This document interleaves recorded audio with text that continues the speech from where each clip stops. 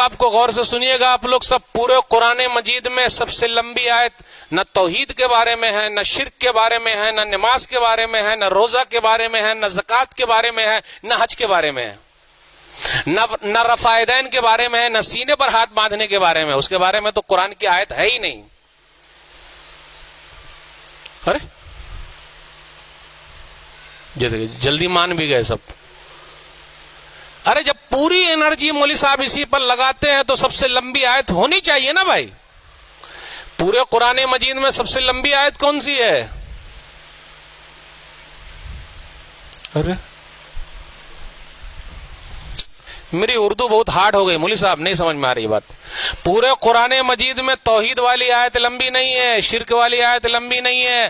سب سے لمبی آیت لین دین کے بارے میں ہے اور اس کو لکھنے کے بارے میں ہے. پورے ایک پیج ایک صفحہ کی آیت ہے پورا، کہ جب لین دین کرو تو اس کو لکھ لو. کتنے لوگ لین دین کرتے ہیں تو اس کو لکھ لیتے ہیں. ارے بھائی سے لیں گے تو لکھ لیں گے، ابا سے لیں گے تو لکھ لیں گے، رشتہ دار سے لیں گے تو لکھ لیں گے.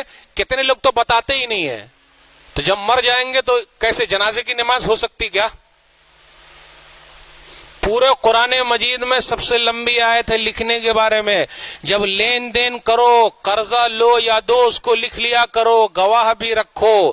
نہیں کرتے ہم اور آپ اس آیت پر عمل نہیں کرتے تو آگے چل کے جھگڑا ہو جاتا ہے، کیس ہو جاتا ہے، کہیں چل کے مرڈر ہو جاتا ہے، رشتہ داری ختم ہو جاتی ہے، دشمنی بڑھ جاتی ہے، سب ختم. قرآن مجید کی سب سے لمبی آیت ہے لکھ لو. ہم اور آپ لکھتے نہیں. ارے دوستی میں لکھیں گے، بھائی چارے میں لکھیں گے. بھیا سے پیسہ مانگا، چپکے سے لوگ مانگتے. ماموں سے مانگا، بھانجے سے مانگا، پیسہ دینا.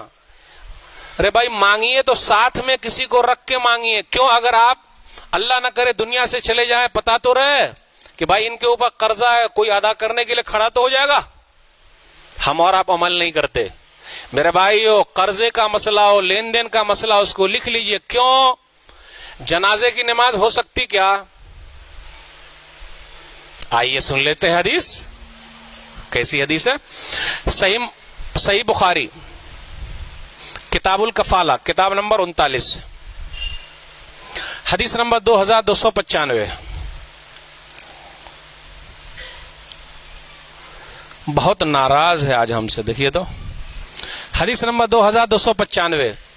سلمہ بن اکوع رضی اللہ تعالیٰ عنہ کہتے ہیں کہ ایک جنازہ لایا گیا. غور سے سنیے گا.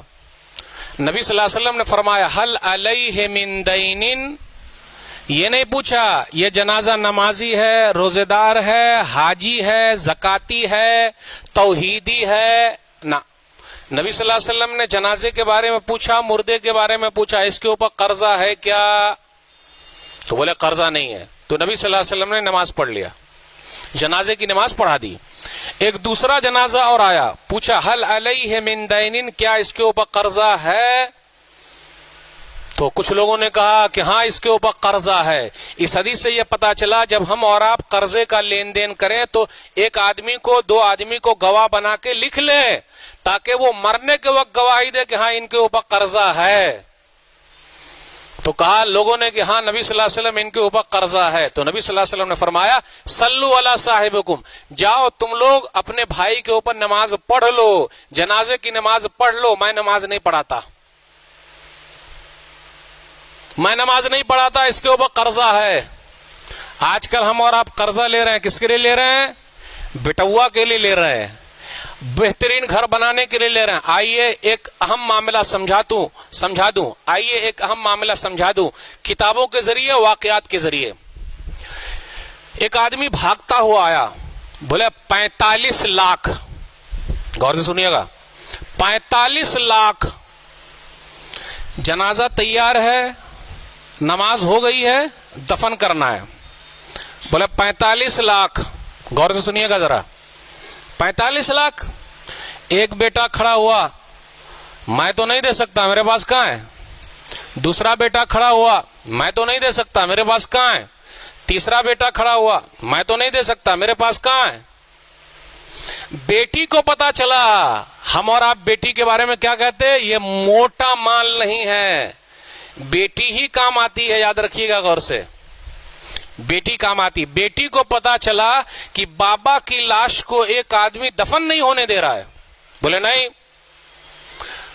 تو وہ بھاگتی ہوئی آئی اور 15 لاکھ کا زیور لے کے آ گئی. 15 لاکھ کا زیور لے کر آئی اور کہا اس آدمی سے کہ یہ 15 لاکھ کا زیور رکھ لیجئے, 15 لاکھ کا زیور رکھ لیجئے, اس کے بعد جتنا پیسہ باقی ہے 45 لاکھ میں پورا دے دوں گی, آپ رکھ لیجئے اور میرے ابا کو دفن ہونے دیجئے.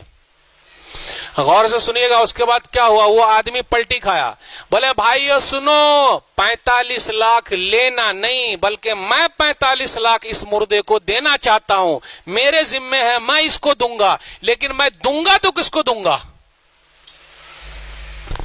تینوں بیٹوں کی حالت کیا ہوئی ہوگی, تینوں بیٹوں کی حالت کیا ہوئی ہوگی. میں سمجھ گیا یہ آدمی دنیا سے جا رہا ہے, اس کا وارث ایک ہی ہے, وہ ہے اس کی بیٹی. میں اب 45 لاکھ اس بیٹی کو دینے والا ہوں. میرے بھائیو, بیٹیاں وہاں کام آتی ہے جہاں بیٹے بھی کام. اس سے یہ بھی پتا چلا قرض کے بارے میں صاف ستھرا رکھیے, بیٹے بھی ادا کرنے کو تیار نہیں ہے, کوئی نہیں کرتا.